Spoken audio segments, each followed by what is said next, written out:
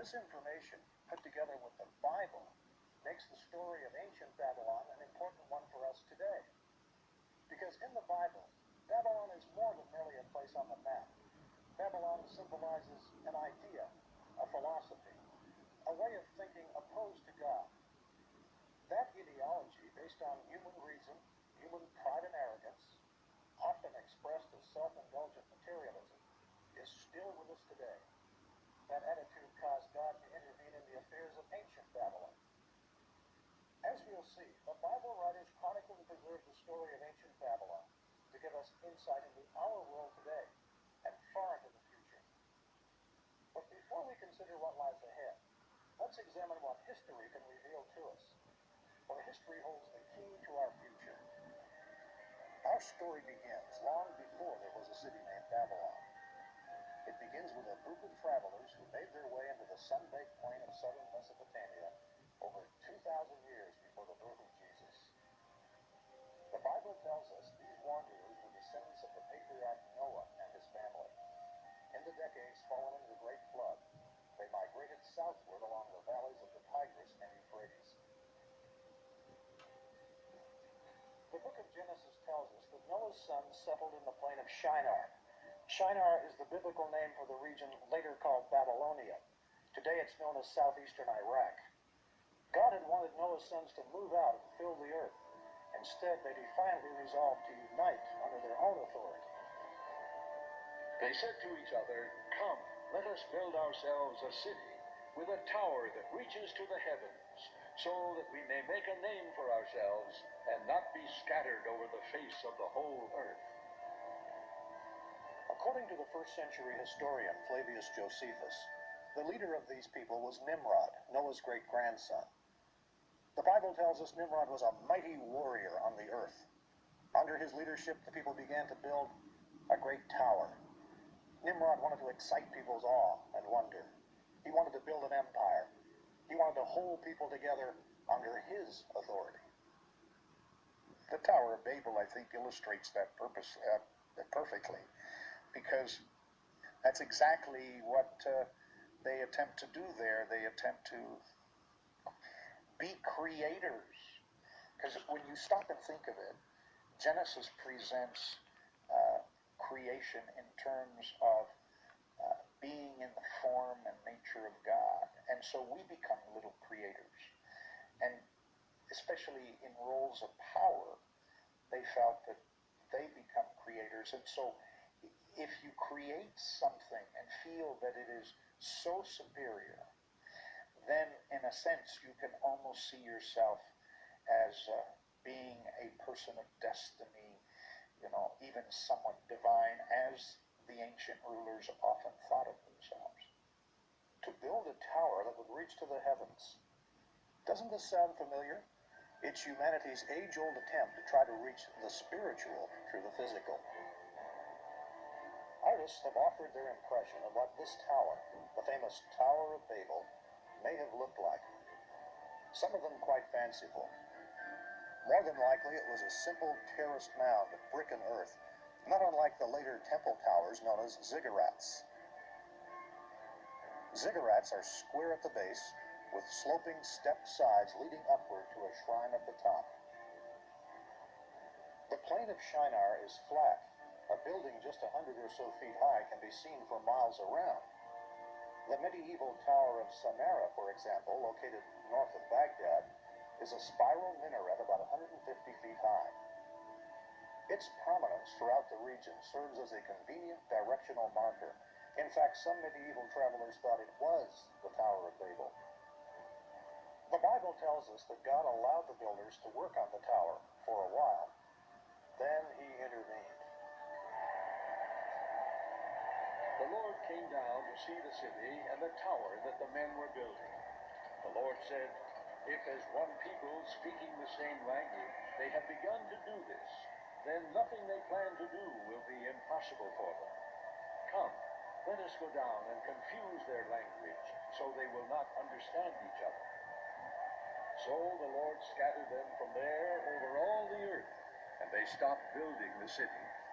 That is why it was called Babel, because there the Lord confused the language of the whole world.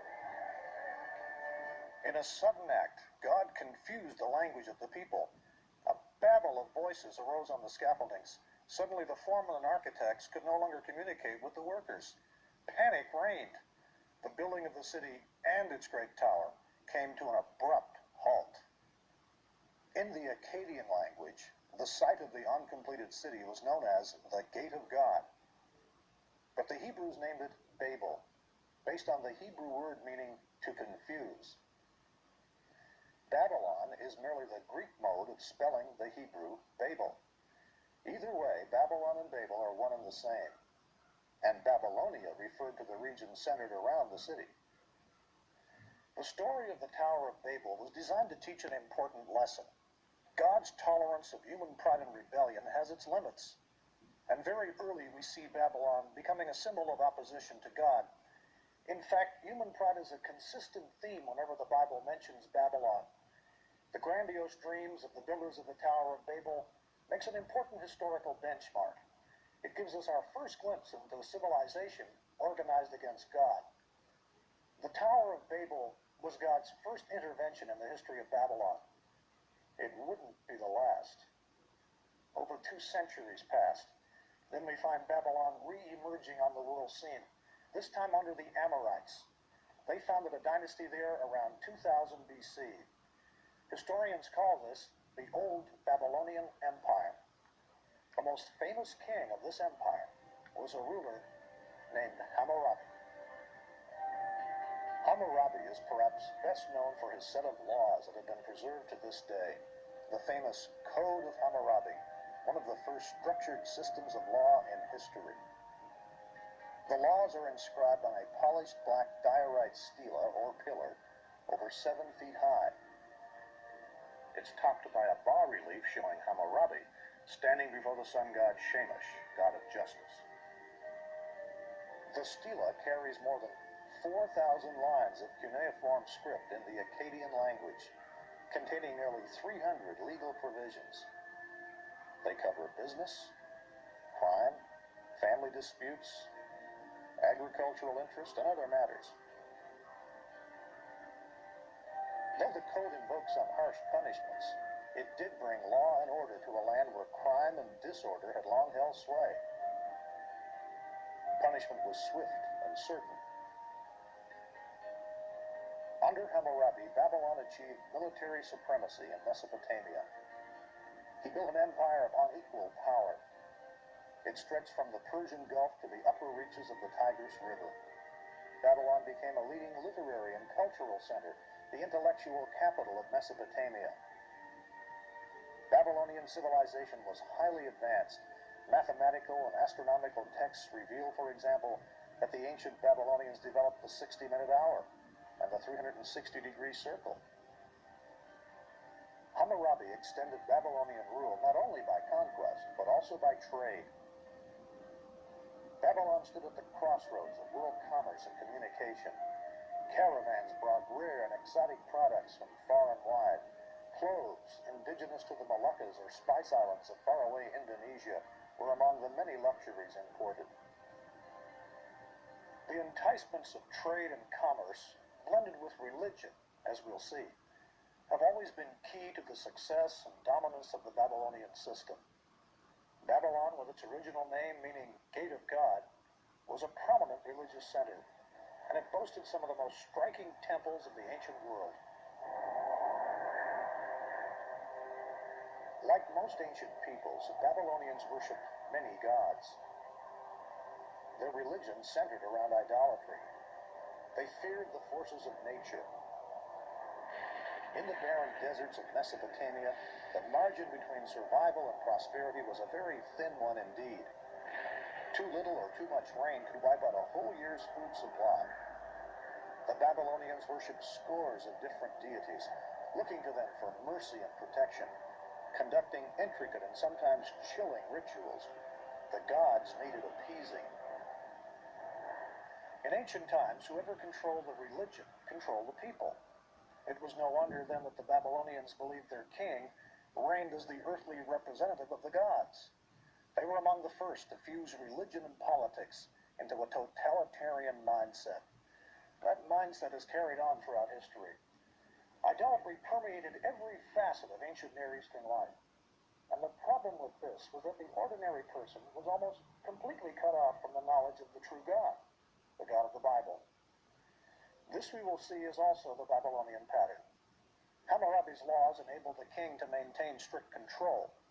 After all, Babylon was built on slave labor, and that state required complete subordination of the individual to its power and its gods. The ancient monarchs were totalitarian. While they ruled, they had almost absolute authority because they were the legislature, the judicial, and the executive branch all tied up in one. Practically, historically, every king has, in a sense, set themselves up as little gods. There are very few rulers who recognize God in terms of a power greater than they are. Oh, they may use the language, but they see themselves as above the law, as the key interpreters of the law. So I always say there are just very few rulers that you could say did not see themselves as little gods. Hammurabi forged one of the greatest empires of the ancient Near East. He laid the basis of a civilization that would endure for more than 1,000 years after his death. But it was a civilization based on power, prestige, the pursuit of wealth, and with little knowledge of the Creator God. Even Hammurabi's dynasty could not last forever. After a reign of more than 40 years, barbaric tribesmen from the mountains in the east moved in to raid and weaken Babylonia. A long, drawn-out time of trouble began. Around 1,600 years before Christ, Babylon was sacked and burned by another people mentioned in the Bible, the Hittites. The Hittites carried off Babylonian wealth and prisoners to far-off Anatolia, our modern Turkey. Later, the Assyrians, well known to readers of the Old Testament, conquered Babylon. Centuries of political chaos would prevail before Babylon would rise again as an independent city. The first great age of Babylon had ended. Ancient Assyria was one of Babylon's powerful rivals. This massive human-headed winged bull is striking testimony to the power of Assyria. The Assyrian Empire was a huge military machine, widely regarded as one of the most brutal and oppressive kingdoms in history. In 689 BC, Assyria's hammer blows inflicted the worst humiliation yet upon Babylon.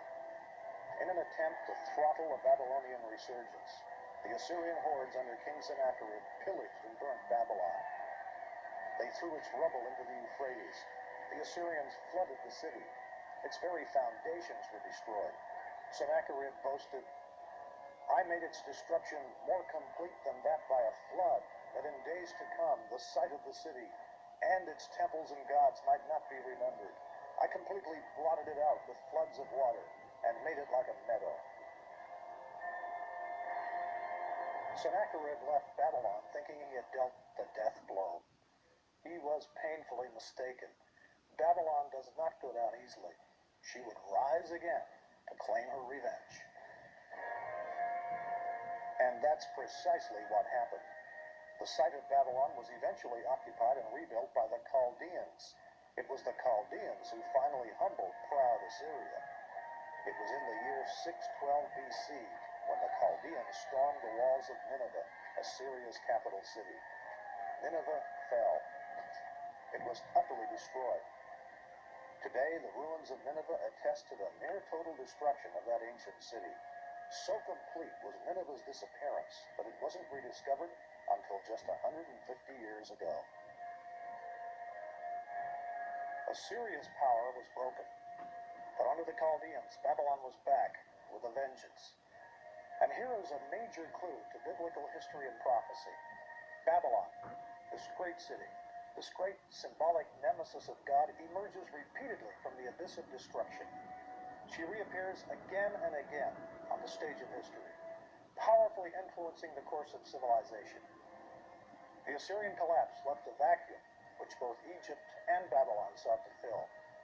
1,000 years after the golden age of Hammurabi, Babylon at last had a chance to regain the prominence and prestige that had once been hers. It was the summer of 605 BC. Well-armed Babylonian forces struck a sudden and decisive blow against the Egyptians. Their forces met at Carchemish in northern Syria. The battle cost Egypt its control of the Middle East. Now, almost a millennium after Hammurabi, Babylon once again held undisputed power in the ancient Near East. Yes, Babylon was back.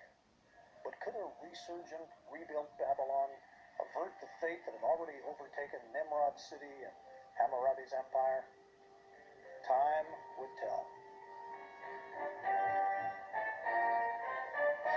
Babylon, past, present, and future.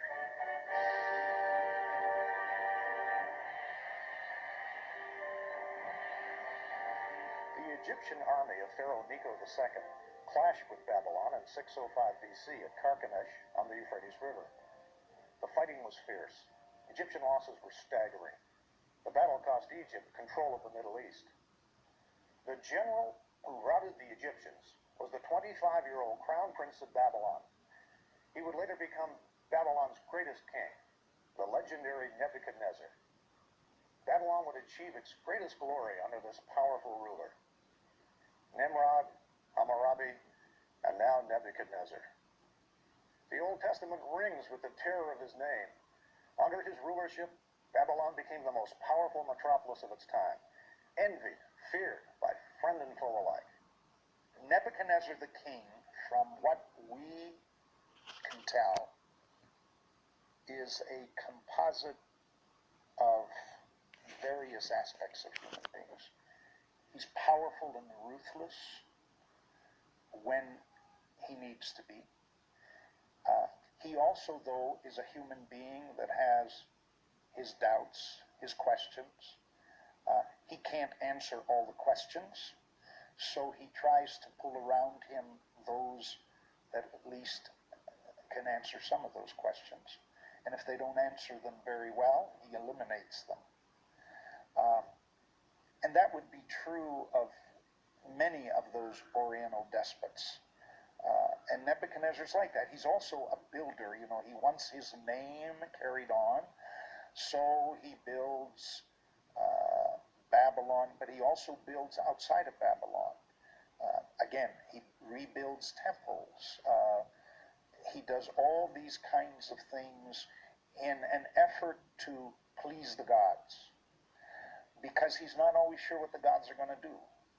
Even though he might rule human beings, he can't rule everything. And so you see this composite in one individual. Now, we can't delve into his mind. We can only see what he attempted to do and create and try to figure out what motivates this character. It was Nebuchadnezzar who conquered Jerusalem in 605 BC. During his reign, the kingdom of Judah was reduced to a vassal state. 5 years later, against the advice of the prophet Jeremiah, the Jews rebelled against Babylon. Nebuchadnezzar retaliated 2 years after that by laying siege to Jerusalem, the holy city of the Jews. Jerusalem fell in 597 BC. At that time, Nebuchadnezzar took the Judean monarch, young King Jehoiachin, back to Babylon. He then set up a puppet king, Zedekiah, on the throne of Judah. All of this is mentioned by the biblical writers, and interestingly enough, some of these very details are confirmed by inscriptions found in the ruins of Babylon itself. This clay tablet from the British Museum, called the Nebuchadnezzar Chronicle, was translated in 1956. It records the Babylonian defeat of the Egyptians at Carchemish in 605. It tells us about Nebuchadnezzar coming to power. It mentions the capture of Jerusalem and the appointment of Zedekiah as puppet king in Judah. This is striking confirmation of some of the most famous events in biblical history. But a decade later, Judah was to rebel for the last time. Jerusalem's puppet king, Zedekiah, plotted with the Egyptians. Nebuchadnezzar responded with a final devastating attack. For 18 months, the city was besieged. Finally, in the summer of 587 BC, Nebuchadnezzar captured and this time destroyed Jerusalem and its temple. He plundered its treasures and carried off most of Judah's remaining population to Babylon.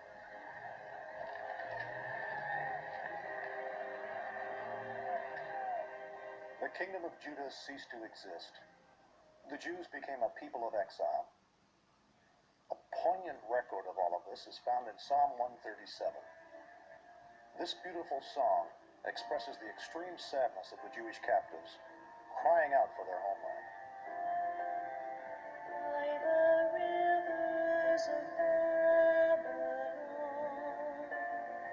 we sat down and wept when we remembered Zion.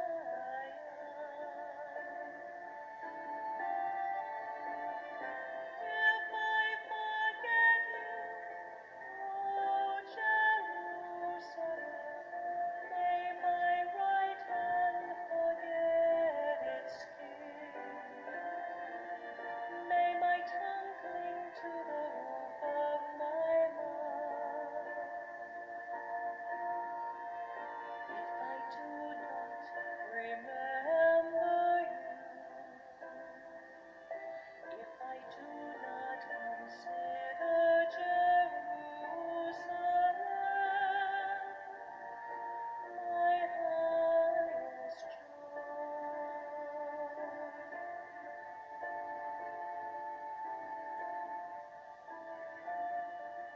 Babylon was at the height of her glory when the Jewish exiles came streaming in.